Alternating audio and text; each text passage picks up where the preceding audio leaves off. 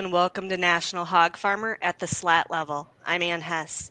We invite you to join us in this new video series where we dig into the dynamics behind the daily operations of pork production. From breeding to grow finish, we'll take a slat level view with boots on the ground industry experts on the opportunities to improve performance, production, and profitability. Today, our topic is feed delivery and biosecurity at the finisher. And on hand, we have Trey Kellner, a swine nutritionist with AMVC. Welcome, Trey, and thank you for joining us today. Hey, thanks for having me, Ann. My pleasure.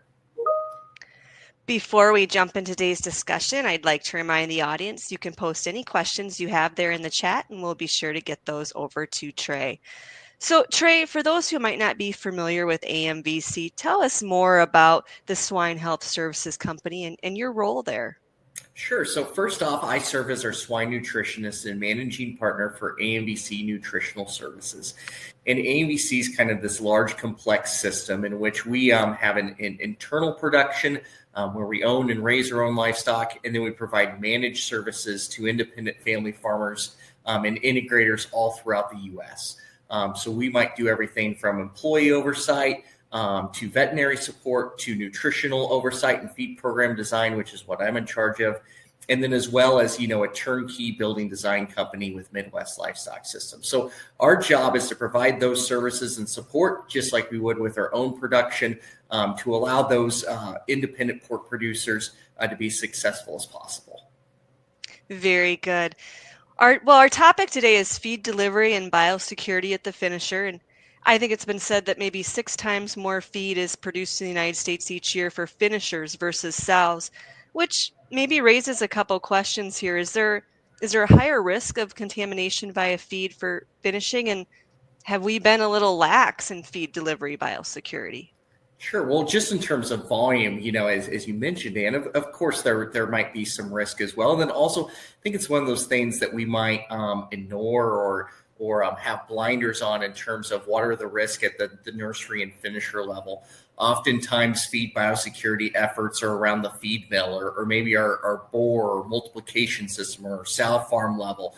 But oftentimes, as we talk about, what can be tracked into the finisher, via feed delivery or poor biosecurity, from the entry point into the barn, et cetera. That can be a big risk. And as we talk about, the financial value of a pig, whether it's a wean pig at $50 or a feeder pig at $90 or a finishing pig that's, around $230 or $240 a day as we speak, sudden mortality by walking bacteria or a virus in can be extremely detrimental from a financial point of view. So the opportunity and the risk is something that we should spend time on, which thanks for the opportunity and really appreciate it. Yeah, absolutely. Well, let's start right here at the gate. We got a first video here with the truck entering the farm.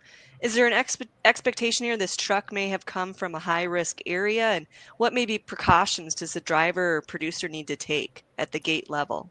Yeah. So what a producer should know is, first of all, whether this truck's been washed or dried or come from a clean farm, in the prior delivery, or let's just say this truck happened to make its first delivery of the week, is we do not know what it picked up on the road. We do not know what it picked up, from the previous farm, et cetera, right? So we need to treat this truck, whether it's dirty or not, as dirty, quote unquote, right? That what's being left behind, whether it's material, from the undercarriage or what the driver may have on them, is quote unquote dirty. So we want to ensure that wherever that truck's been in terms of that path, or where that driver's been in terms of that foot traffic, stays there, and we're not walking that into our barn at a later point in time.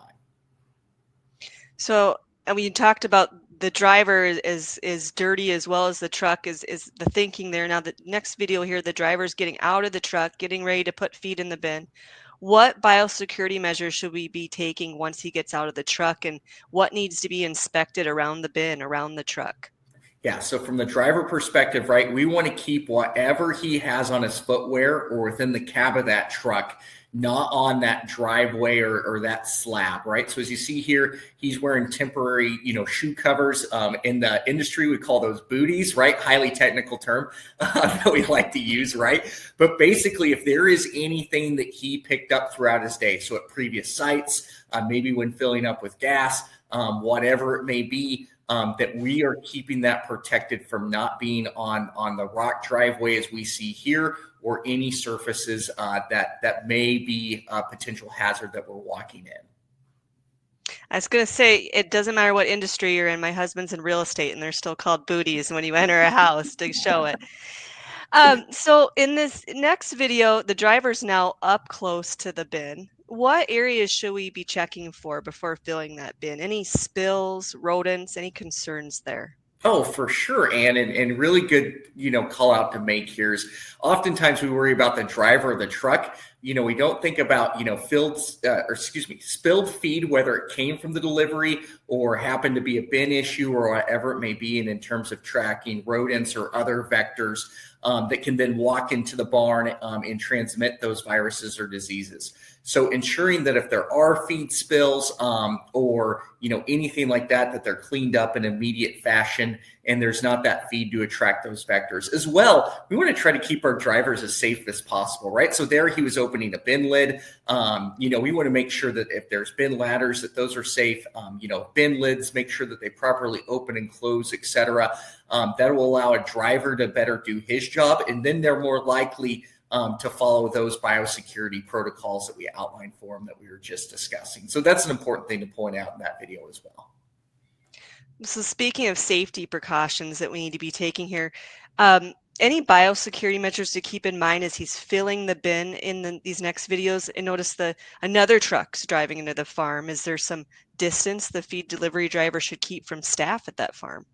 Yeah, so oftentimes when we're laying out farms, we have separate entryways, for feed deliveries versus the staff and personnel. At finishing sites like this, and we talked about, the first question, are finishers more risky than, say, a sow farm? And potentially so. So as you see here, like we're sharing the same driveway, sharing the same walkway. So if you're a producer or an employee or you're doing chores at this finisher, it's important to know that, hey, someone was on the site and there was a truck on the site previously. So in terms of following our entry procedures, as we go into the finisher, whether that's shower in, shower out, or like the Danish bench system or whatever that may be, we need to make sure that we're following that to the T, right? We might have fresh organic material that's been dropped from the undercarriage of this truck that we could potentially walk in. So whatever protocols we have in place, let's just say, the production manager or the employee just pulled up and saw that feed delivery. We always want to do the right thing, but in this case, we really need to do the right thing. So as the driver's going to get back in the truck, I see he's going to sanitize, he's wiping the inside of the truck. What are some key areas he needs to clean before leaving that farm? Sure. So one of the easiest routes of disease transmission for pigs are feet and hands, right? So we talked about footwear earlier with the booties, and as you see here, he's disposing of them before he steps into the cab. As you see, the hands touch the booties, right? So as we're getting to the next site, right, that he may be delivering to, we want to keep whatever virus or diseases that might have been at this site on this site and not take them to the next site, right? So we need to properly dispose the booties, tie off that trash bag, make sure that there's no contamination, but now know that those drivers' hands are dirty. So we need to do a full disinfection here of the steering wheel, of his hands, and then it would be great if we could also then spray and wipe down the cab area, the foot area, so the pedals, the floor mats, etc., in between sites. Often trucks will get, cleaned as they go back up the pyramid, as we say, right? As they go to deliver to either a first finishing site or a first sow site or whatever it may be in terms of going to the top of that delivery pyramid. But oftentimes we'll see, drivers or mills that don't have protocols for doing in between site disinfection here. So this is just a great way to ensure, hey, whatever might have been on that driveway, that, we don't want to take somewhere else, that we keep it there and our feed truck and drivers are not a vesicle for that virus to spread.